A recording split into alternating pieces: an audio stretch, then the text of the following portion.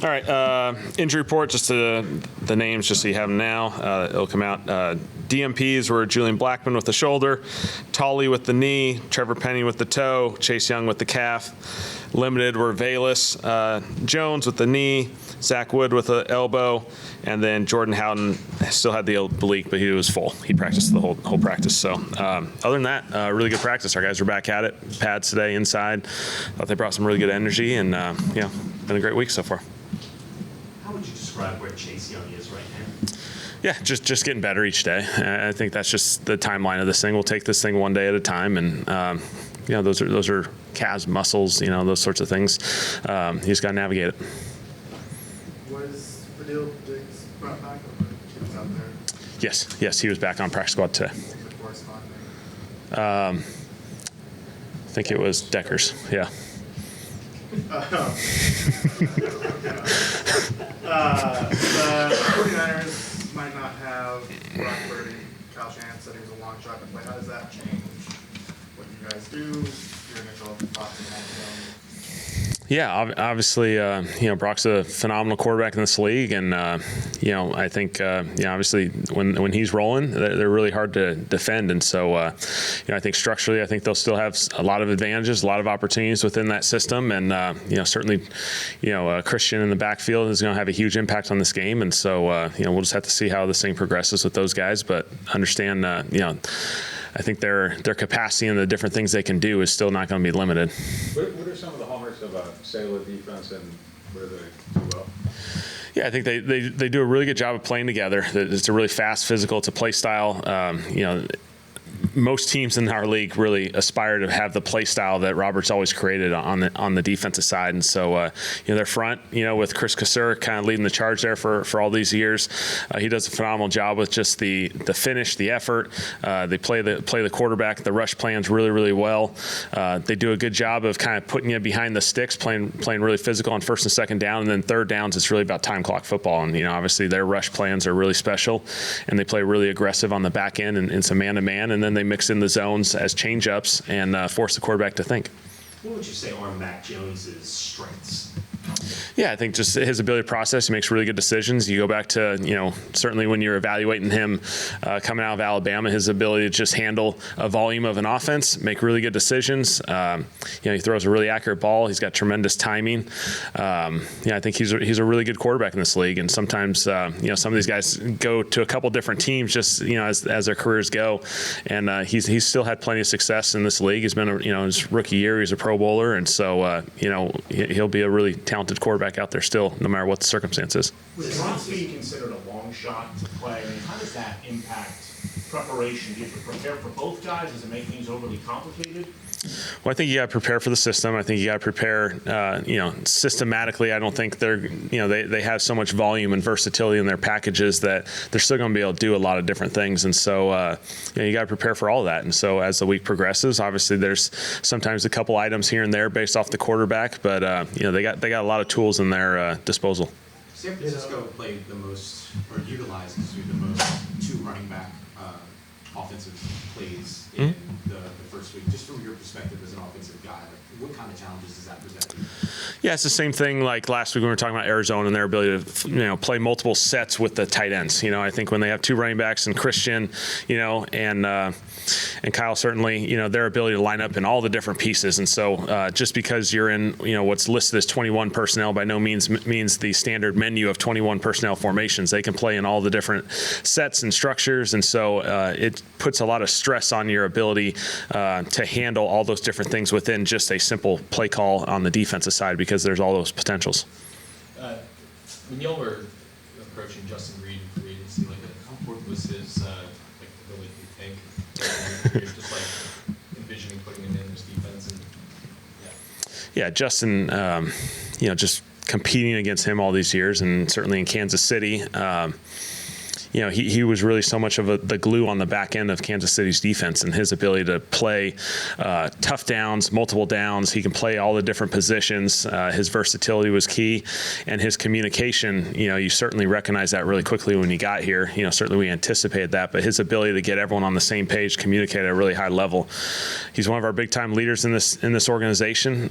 He's a really special person, so we feel fortunate to have him. When you interviewed Staley, what did he tell you about his year with the 49ers? How do you think that helped him?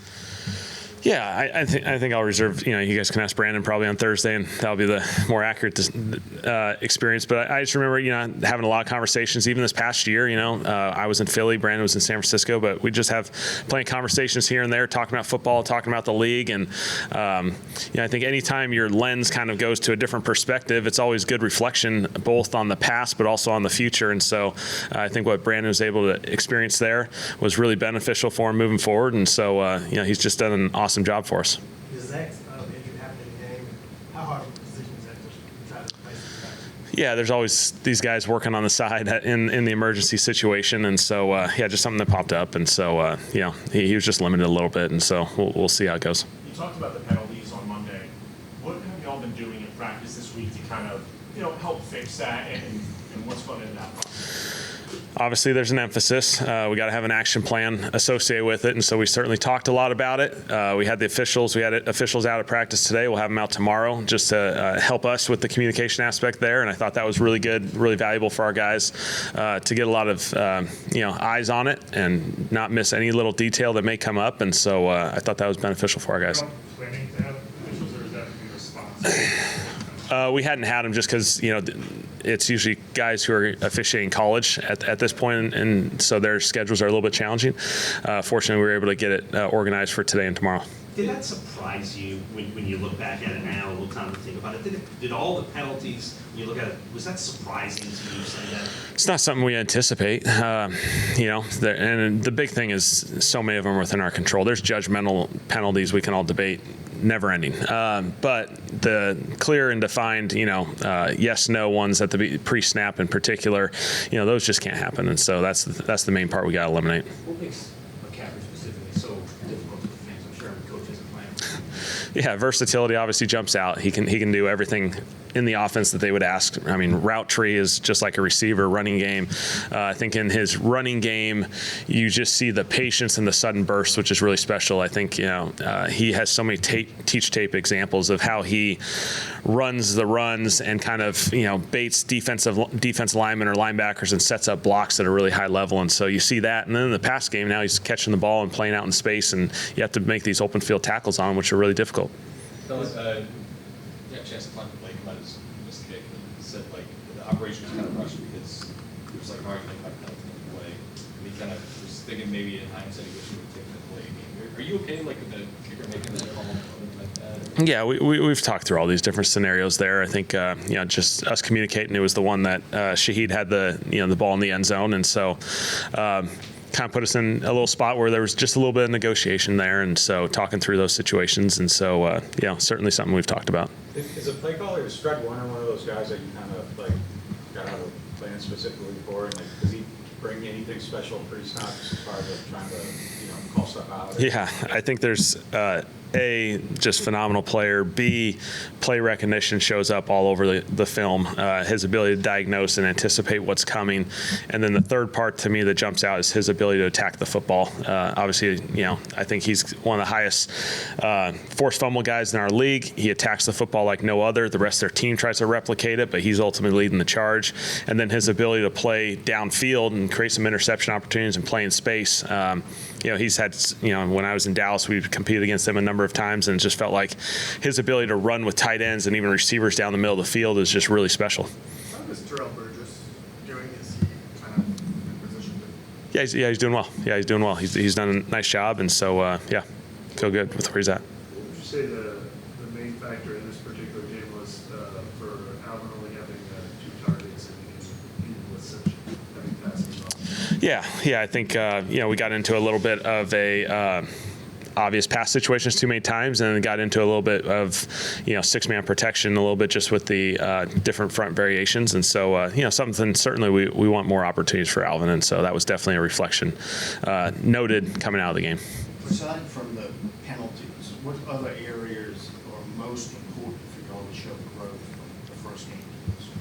It's just going to come down to situational football. The third downs, offensively, we got to be in more manageable ones.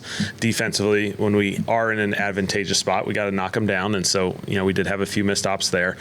And then the, defense had a backed up situation. We missed that op. That was really correlated to a third down.